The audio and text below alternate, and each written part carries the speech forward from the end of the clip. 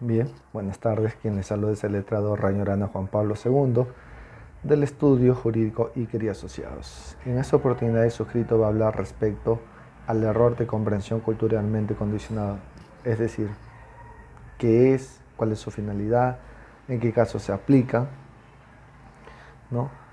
Este error lo encontramos regulado en el artículo 15 de nuestro Código Penal, ya tiene cierto grado de vigencia, ¿no? Y que existe jurisprudencia, ¿no? Y también doctrina respecto a este punto. Así, el autor Felipe Villavicencio Terreros ha mencionado o nos da una definición de en qué consiste este error, pero más adelante lo voy a tratar. En estos momentos voy a precisar qué es lo que establece o recoge el artículo 15 del Código Penal. Es así que prescribe el que por su cultura o costumbre comete un hecho punible sin poder comprender el carácter delictuoso de su acto. Ese es el primer supuesto. O determinarse de acuerdo con esa comprensión. Será eximido de responsabilidad, es decir, no se le considera autor del delito. Cuando por igual razón esa posibilidad se haya disminuido, se atenuará la pena. Bien, entonces, aquí quiero hacer un paréntesis, en primer lugar, para precisar qué entendemos por cultura o costumbre. Es así que nuestro ordenamiento jurídico a través de la Constitución regula, ¿no?, este tipo de costumbres que tenemos. Sabemos que nuestro país es un país pluricultural donde existen muchas culturas y una de ellas se aplica este tipo de error de comprensión culturalmente condicionado. Tenemos la Constitución Política del Perú en el artículo 149, tenemos la OIT, el Tratado de la OIT en el convenio 169. Asimismo, tenemos el acuerdo plenario 1-2009 de fecha 13 de noviembre del 2019, ¿no? Tenemos la ley de las rondas campesinas, ¿no?, que es la ley 27.908 y su decreto supremo el número 25-2003-YUS, ¿no?, que regula este tipo de costumbres. Bien, ahora vamos a precisar qué es lo que nos regula el artículo 149 de nuestra Constitución, que es nuestra Carta Magna y es la norma que está en primera instancia, en el primer peldaño de la pirámide de Kelsen, y posteriormente es la que rige las demás normas. ¿Correcto? Es así que el artículo 149 prescribe: las autoridades de las comunidades nativas y campesinas, ¿correcto?, con el apoyo de las rondas campesinas, pueden ejercer las funciones de apoyo, ¿no?, jurisdiccionales dentro de su ámbito territorial de conformidad con el derecho consuetudinario, siempre que no violen los derechos fundamentales de la persona. La ley establece las formas de coordinación de dicha jurisdicción especial con los juzgados de paz y con las demás instancias del Poder Judicial. Pues bien, vamos a empezar a detallar qué es lo que refiere, ¿no?, el apoyo de las rondas campesinas. Sabemos que muchas veces en zonas alejadas y por desidia del gobierno no tenemos autoridad policial o el organismo jurisdiccional no se encuentra presente. Entonces, frente a ese caso, las sociedades o las comunidades se agrupan y con la finalidad de que de designar a un representante que es considerado como un APO, ¿cierto? Este APO es el que va a velar por la seguridad de su comunidad. Asimismo, frente a una indisciplina que haya dentro de los miembros de dicha comunidad, acuden a las rondas campesinas a fin de ejercer la justicia popular. Entonces, frente a esa posición, las rondas van a coadyuvar a la administración de justicia, ¿cierto? Como por ejemplo, en un caso de robo de gallinas, ¿no?, en caso un hurto, ¿no?, que estamos hablando, por ejemplo, de un hurto famélico, ¿no?, es decir, que no traiga trascendencia jurídica.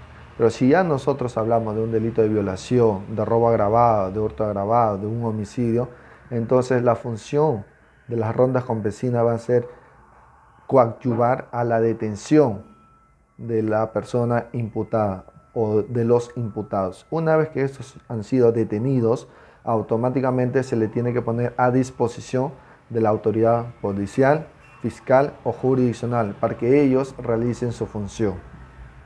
Por eso, a eso se refiere con apoyo. ¿Cierto? Pueden ejercer las funciones jurisdiccionales, como lo mencionaba, administrar justicia dentro de su comunidad, dentro de su comunidad y aplicando el derecho constitucional. El derecho constitucional está inmerso en lo referente a sus costumbres, su uso y costumbres que se aplica dentro de la comunidad. Siempre que no violen los derechos fundamentales de la persona. Es decir, si los presidentes de ronda detienen a una persona infragante delito, ¿no?, ya sea por un robo de gallinas, estos, por ejemplo, no los pueden castigar atentando contra su integridad de la persona. Por ejemplo, no los pueden, si estamos hablando una persona donde hace frío, no los pueden ellos hacer transitar o hacer transitar de manera descalza o bañarlos en agua helada, ¿cierto? O que caminen, por ejemplo, en candela. Esos son tratos inhumanos o fragelar. Entonces, son los castigos que tienen que estar acorde de los derechos fundamentales de la persona, sin la intención de ocasionar alguna lesión física, corporal, mental o psicológica, ¿cierto? Por eso dice que otro punto establece que la ley establece las formas de coordinación de dicha jurisdicción especial con los juzgados de paz. Es decir, las rondas campesinas, ¿no?, si la comunidad que se encuentra más cercana existe un juez de paz, entonces ellos tienen que poner conocimiento de este juez de paz para que conjuntamente coadyuven a trasladar a las personas que han sido detenidas a la autoridad policial más cercana. Luego mencioné también el convenio 169 de la OIT, que es la Organización Internacional del Trabajo. Entonces, este convenio, el Perú se encuentra suscrito y es aplicado, se aplica a nivel nacional, ¿cierto? Que tiene como finalidad es la protección de pueblos indígenas y tribales, ¿no? Y se dio en la Conferencia Internacional de Trabajo en el año 89, 1989. Entonces, ¿cuál es su finalidad o por qué su fundamenta este convenio? Este convenio se fundamenta en el respeto a las culturas y las formas de vida de los pueblos indígenas y reconoce sus derechos sobre las tierras y los recursos naturales, así como el derecho a decidir sus propias prioridades en lo que atañe al progreso, al proceso de desarrollo. Bien, como mencioné, este convenio se da con la finalidad de reforzar las normas autónomas del derecho constitucional que tienen los pueblos indígenas. Con esa finalidad se da. Y su objetivo es que se les reconozca a estas comunidades nativas, tribales, ¿no?, se les reconozca como tal y se reconozca a su derecho constitucional como una norma, como una forma de jurisdicción dentro de su comunidad. Esta jurisdicción no se puede, ¿no?, extralimitar a otro lado.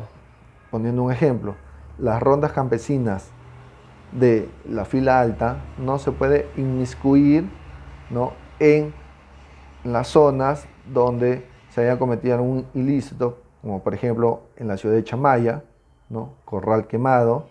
¿Por qué? Porque no está dentro de jurisdicción y no está dentro de su competencia.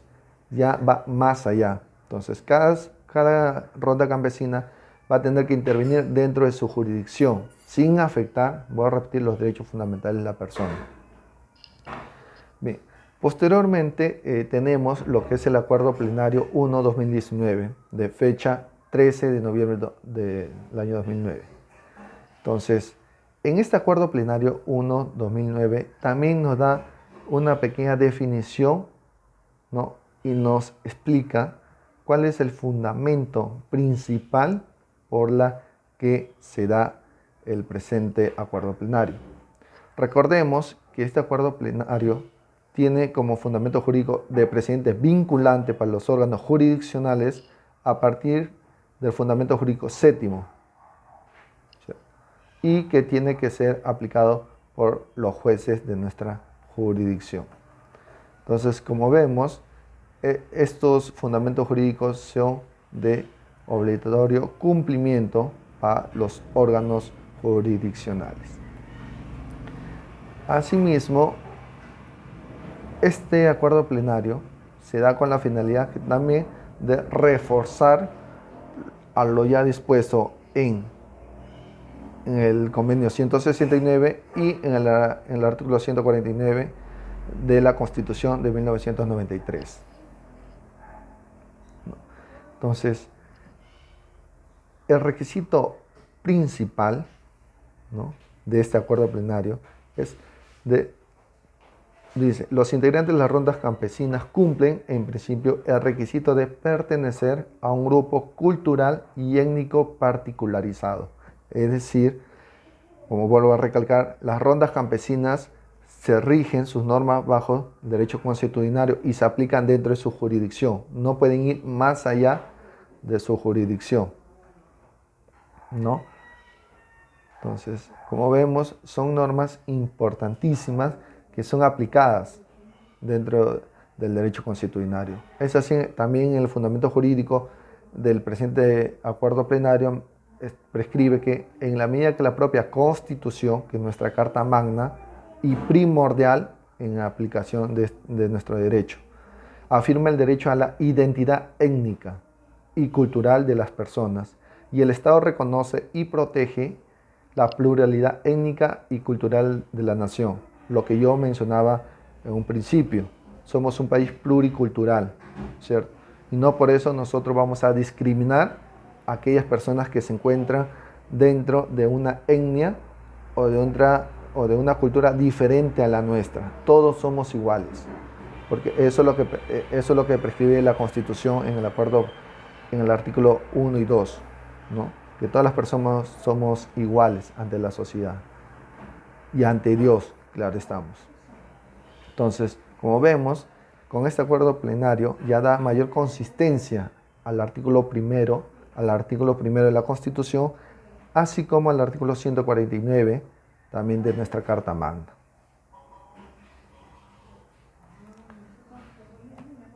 Entonces, ahora, posteriormente a este acuerdo plenario, ¿no?, se dictó la Ley 27.908. ¿Qué es la Ley 27.908? La Ley 27.908, conjuntamente con su decreto supremo 025-2003-YUS, que es Ley de Rondas Campesinas. Pero algo muy importante, dentro de este acuerdo plenario hace o sustenta su importancia, su vigencia, a través de una sentencia emitida por la Corte Constitucional de Colombia, recaída en la sentencia T-552/03 del 10 de julio del 2003, en la cual manifiestan que para identificar a este error tiene que existir 4 elementos importantísimos. Primero, el elemento humano, el elemento orgánico, el elemento normativo y el elemento geográfico. El elemento humano, sabemos que una persona tiene que pertenecer a esta etnia, a esta cultura, ¿cierto? Y nos tiene que identificar dentro de nuestra cultura. Respecto al elemento orgánico, este elemento precisa que existencia de autoridades tradicionales que ejerzan una función de control social en sus comunidades, es decir, la comunidad donde me van a detener tiene que tener también sus propias organizaciones, su propia base, ¿no?, donde personas puedan identificarse como autoridades y quienes van a ser los encargados de hacer la justicia comunal o popular, como se establece. El elemento normativo está referido a que existen normas, ¿no?, que van a regir dentro de su derecho constitucional, dentro del derecho constitucional y dentro del derecho consuetudinario. Como por ejemplo, una de las normas puede ser, si a mí me detienen robando una gallina, entonces puede ser que me hagan castigo físico, como por ejemplo ranas, polichinelas, ¿cierto? Esa es su sanción de ellos. Entonces tienen que haber una base, un sustento, para que puedan impartirme ese sustento a la persona como autor de un hecho delictivo.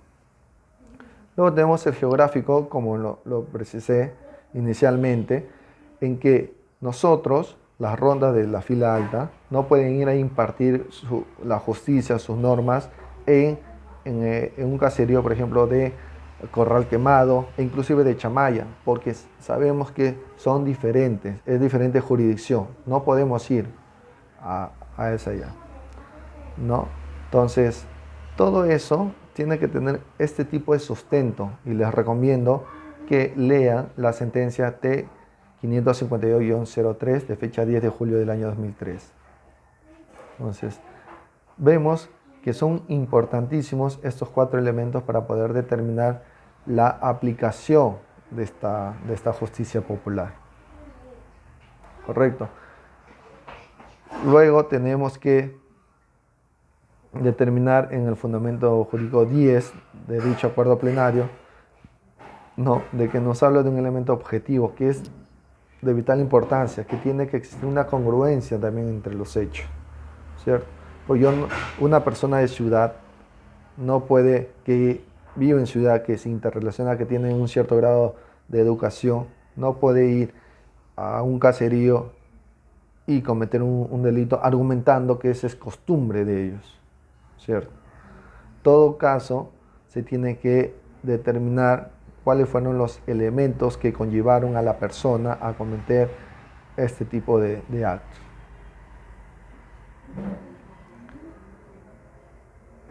Entonces, vemos son puntos importantes. Aquí el fundamento 10 está referido ya a la consistencia personal, ¿cierto? Uno es, será el caso establecer como primer paso la existencia de una concreta norma tradicional que incluya la conducta juzgada por la ronda campesina. Esta norma tradicional, como ha quedado expuesto, no solo podrá comprender la defensa y protección de los intereses comunales, es decir, las rondas van a tener que aplicar sus normas dentro de la jurisdicción. Segundo punto, si el sujeto u objeto pasivo de la conducta pertenece también a la comunidad y los hechos guardan relación con la cosmovisión y la cultura rondera que se está tratando. ¿Esto qué es lo que nos da a entender? De que se tiene que determinar si la conducta que ha hecho el imputado, ¿no?, se encuentra pasible de una sanción o si es pasible de un delito, ¿no? Eso es lo que tenemos que tener en cuenta, ¿no? Un caso muy sonado es el llamado Silinacuy, ¿no?, que es el tener relaciones sexuales con una menor de edad, que para nosotros es delito, pero para ellos no lo es. Ya posteriormente voy a explicar lo que es el Silinacuy. Entonces, otro punto es que las rondas, ¿no?, van a tener que desenvolverse dentro de su ámbito, dentro de su jurisdicción y no pueden extralimitarse, ¿no? Entonces vemos que este error es demasiado, como diría yo, cogerlos con pinzas. No es cuestión de aplicar por aplicar. Se tiene que realizar una debida interpretación de los elementos que existen, ¿no? Ya lo mencioné, el humano, el orgánico, ¿no?, el normativo y el geográfico, para determinar si efectivamente corresponde o no corresponde aplicar la justicia popular. Luego ya empezamos a tallar lo que es la ley de las rondas campesinas regulada en el artículo 27.908, ¿no?, que se encuentra también normado a través de su decreto supremo número 025-2003-YUS. En este tipo de norma, tanto en la ley como en su reglamento, regula de manera específica qué es las rondas campesinas, con qué finalidad se da ¿no? Por ejemplo, el artículo 3 dice derechos y deberes de los miembros de las rondas campesinas. Las rondas campesinas están integradas por personas naturales denominadas ronderos y ronderas. No hay distinción que solamente los hombres pueden intervenir como ronderos, no, también las mujeres. Inclusive en Cajamarca, específicamente en la provincia de Coterbo, hay unas rondas femeninas, ¿no? Que se encuentran debidamente acreditadas. Tienen los derechos y deberes de la presente ley y demás normas que establezcan, ¿no? Promueven los ejercicios de los derechos y participación de la mujer en todo nivel. Otro punto importante es de derecho de no discriminación, es decir, bajo ningún criterio debe existir una discriminación hacia los ronderos. Las instituciones y autoridades del sector público no pueden establecer formas o modalidades de discriminación, es decir, ninguna autoridad, ya sea policial, ya sea judicial, ya sea de alcaldía, etcétera, ninguna autoridad los puede menospreciar, porque sabemos que ellos dentro de su comunidad son autoridades y hacen valer sus derechos, su derecho constitucionario. También tienen derecho a participar, a controlar y fiscalizar, ¿no es cierto? Entonces vemos que las rondas campesinas juegan un rol muy importante en la administración de justicia. Bien, este es en sí el paréntesis que quería mencionar y precisar de manera sucinta respecto a lo que entendemos por cultura o costumbres. He querido hacer este pequeño video respecto a esto porque sabemos que para empezar a tratar todo y cada uno, ya sea el convenio 169, segundo, para empezar a hablar del acuerdo plenario 1/2009, tercero, para empezar a hablar de la ley de las rondas campesinas con su decreto supremo y para empezar a hablar del artículo 149 de la Constitución, son 4 temas muy importantes, pero también son amplios, que ya posteriormente empezaré a detallar cada uno de estas normas que regulan o que tienen que ver con este tipo de error, ¿no?, de comprensión culturalmente condicionada. Por eso dice, el que por su cultura o costumbre comete un hecho punible sin poder comprender el carácter delictuoso de su acto o determinarse de acuerdo con esa comprensión. Hace un momento hablé del tema clásico para comprender este tipo de error. Es respecto al sirvinacuy. ¿Qué entendemos o qué significa el sirvinacuy? El sirvinacuy es un acto, ¿no?, en que una persona mayor de edad tiene relaciones sexuales con una niña menor de 14 años. Para nosotros puede ser una aberración y es un delito, pero para ellos, para su cultura, su costumbre, no es delito. No es delito que aparte de tener relaciones con una menor de edad, puedan tener 2 o 3 mujeres. Para nosotros, como manifesté, puede ser un delito, para ellos no. Inclusive, si nos vamos al punto religioso, es una aberración. Pero para ellos no, es normal, es una costumbre, es un hábito, ¿cierto?, que se aplica dentro de su jurisdicción. Entonces, eso es el ejemplo más claro y preciso de lo que es este tipo de delito. Dice, comete un hecho punible. Estamos hablando de tipicidad, antijuricidad, culpabilidad. Y en algunos autores comentan respecto a la acción, correcto, en la cual yo personalmente postulo esa parte, ¿no? Entonces, sin poder comprender el carácter delictuoso. Ellos pueden tener relaciones sexuales con una menor edad, pero por su costumbre no saben que están cometiendo delito. Muy diferente es aquella persona que es de la comunidad, exhorta de la comunidad, sale de la comunidad, se pone a estudiar, es profesional, ya sea tenga un técnico u oficio, y al retornar podría estar cometiendo el delito. Podría, pero como yo le digo, se va a depender de las circunstancias en las que se Se va a tener que analizar el caso para ver si la conducta de la persona que ha retornado a su comunidad se encuentra o no se encuentra el error de comprensión culturalmente condicionado. Si se encuentra el error, claro está, puedes solicitar la absolución, ¿cierto?, del Señor. Pero como vuelvo a repetir, se tiene que analizar caso por caso. Posteriormente dice, lo dispuesto en el primer párrafo será aplicable siguiendo los lineamientos para procesos penales interculturales señalados por la Judicatura para los casos de la comisión de los delitos previstos en los capítulos 9, 10 y 11 del título cuarto del libro segundo, cometidos en perjuicio de menores de 14 años y de mayores de 14 años cuando estos no hayan prestado su libre consentimiento. Es decir, está relacionado exclusivamente a los delitos contra la libertad sexual e indemnidad sexual. Sabemos que al hablar de violación sexual en menores de edad no estamos hablando de la libertad que tiene de elegir con quién, cuándo o cómo, sino estamos hablando de la indemnidad sexual que protege a los menores de edad. Entonces, en ese sentido, tenemos que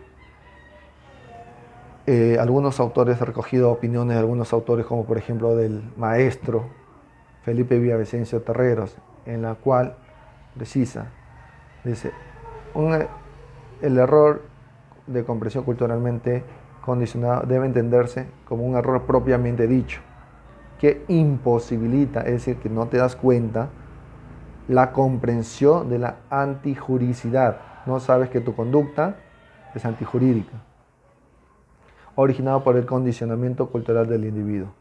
Se trata de un error que, por su carácter invencible, al hablar de error invencible, no tiene responsabilidad penal. Excluye la culpabilidad y toda sanción penal, ya que siguiendo el marco establecido de los elementos del delito, los cuales son la tipicidad, antijuricidad y culpabilidad, de no cumplirse uno de ellos no podría configurarse un delito. Entonces, asimismo, Iván Meini prescribe, es cuando una persona o un individuo, por su cultura o costumbre, que ya hemos hablado a qué se refiere con cultura o costumbre, no puede comprender el carácter ilícito del acto. Entonces, se le exime de responsabilidad o se le atenúa si esa capacidad de comprensión está atenuada. Un ejemplo es cuando yo he vivido en la comunidad, salgo de la comunidad, me pongo a estudiar, regreso y tengo relaciones con una menor de edad. Podría ser este ejemplo, ¿no?